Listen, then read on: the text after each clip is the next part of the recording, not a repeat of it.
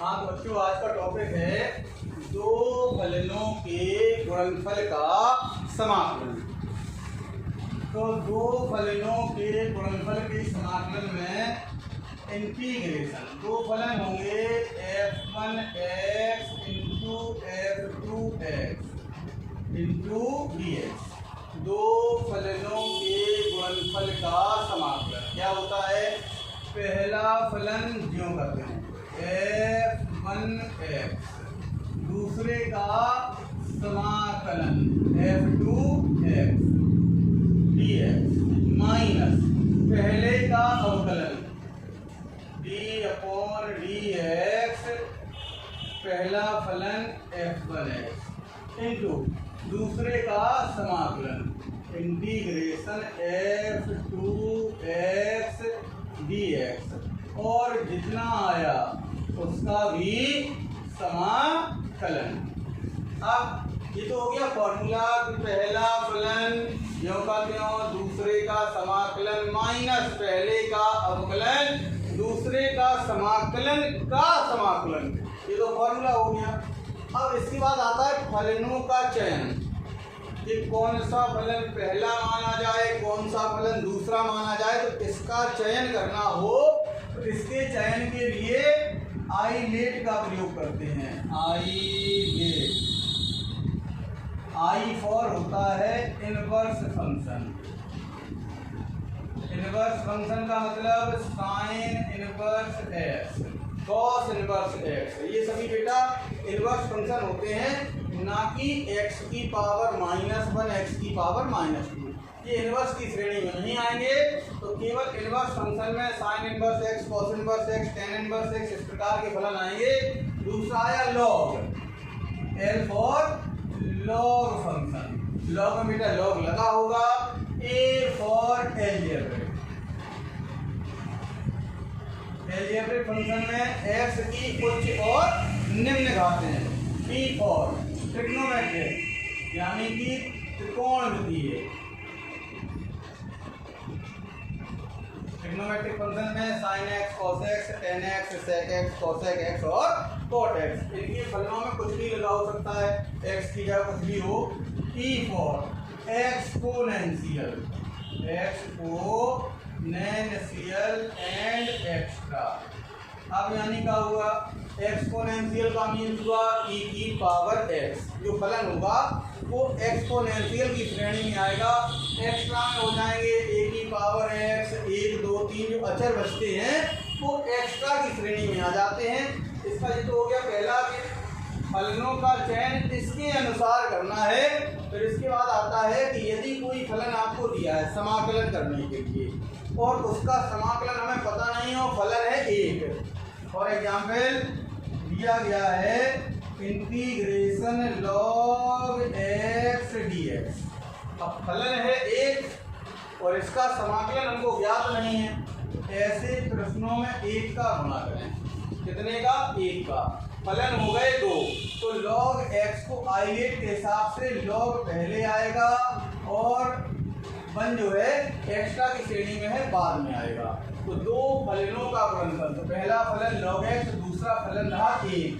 तो पहला फलन हो जाएगा log x ज्यों कर रहा हूँ, दूसरे का समाकलन माइनस पहले का अवकलन, तो d/dx log x, दूसरे का समाकलन इंटीग्रेशन 1 dx, और जितना आया उसका भी समाकलन इक्वल हो जाएगा log x, 1 का समाकलन x minus integration d/dx log x 1/x, 1 का समाकलन x इंटू कितना dx, इससे ये कैंसिल हो जाएगा। आ गया x log x -1, 1 का हो जाएगा x और प्लस का c। यानी कि ये फॉर्मूला बन गया। log x अगर कहीं पे आता है समाकलन करने के लिए, उसका फॉर्मूला होगा x log x माइनस के x और प्लस c को समाकलन अचर सभी में जोड़ना है।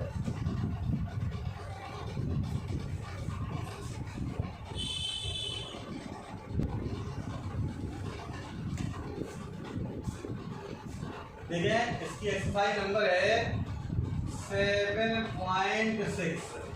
प्रश्न नंबर पहला है इंटीग्रेशन। दिया गया है x sin x into d x. ये पहला फलन हो गया और ये दूसरा, क्योंकि आइलेट के अनुसार x है एल्जेब्रिक और sin x है ट्रिग्नोमेट्रिक। दो फलनों का गुणनफल है पहला फलन x, क्यों करते हैं। दूसरे का समाकलन sin x का माइनस cos x माइनस पहले का अवकलन एक, दूसरे का समाकलन sin x का माइनस cos x और जितना आया उसका भी समाकलन इक्वल हो जाएगा minus x cos x plus integration केवल cos x है, cos x का समाकलन हो जाता है sin x प्लस का c। इसी क्रम में अगला प्रश्न है integration x sin 3x, x sin 3x into d x. ILATE के अनुसार ये भी ऐसे करेगा, x को पहला फलन और sin x को sin 3x को दूसरा फलन। तो पहला फलन x, दूसरे का समाकलन sin 3x का माइनस के cos 3x और 3x का अपॉन 3 माइनस पहले का अवकलन 1, दूसरे का समाकलन sin 3x का माइनस का cos 3x अपॉन 3 और जितना आया उसका भी समाकलन इक्वल माइनस का 1/3 x cos 3x plus 1/3 integration cos 3x into d x equal minus का 1/3 x cos 3x प्लस 1/3।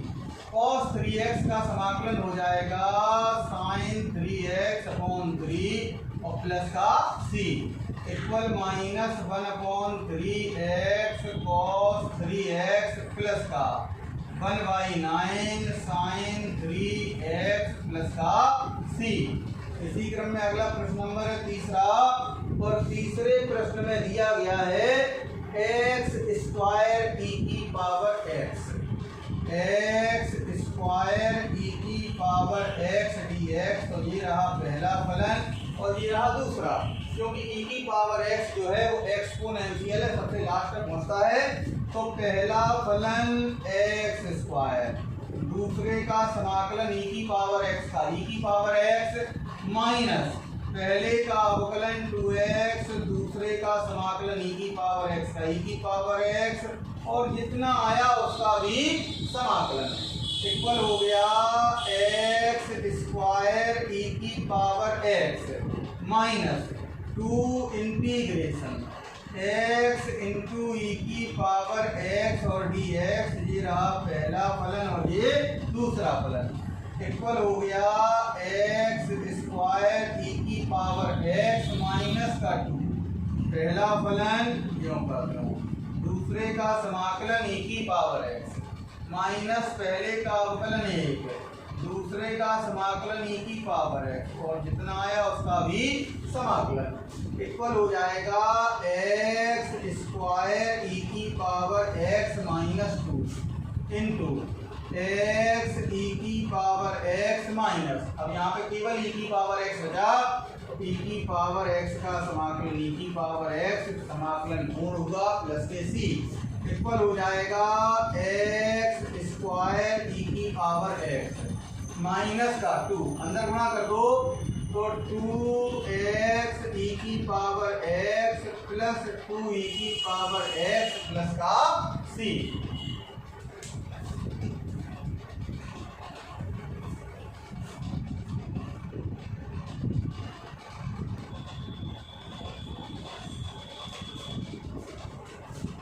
इसी क्रम में अगला प्रश्न नंबर है चौथा, इंटीग्रेशन। दिया गया है x log x into d x. ये पहला फलन रहा और ये दूसरा, क्योंकि log फलन पहले आएगा एल्जेब्रिक आएगा बाद में।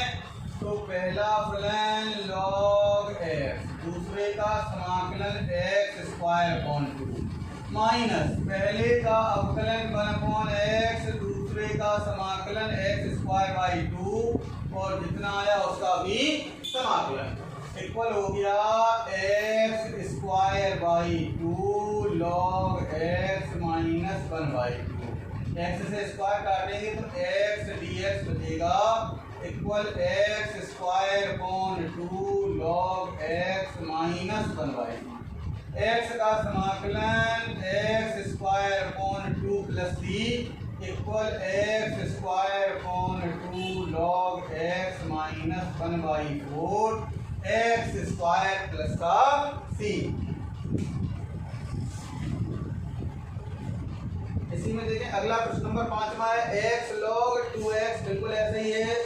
6वां है एक्स स्क्वायर लॉग एक्स है, वो भी इसी प्रकार होगा।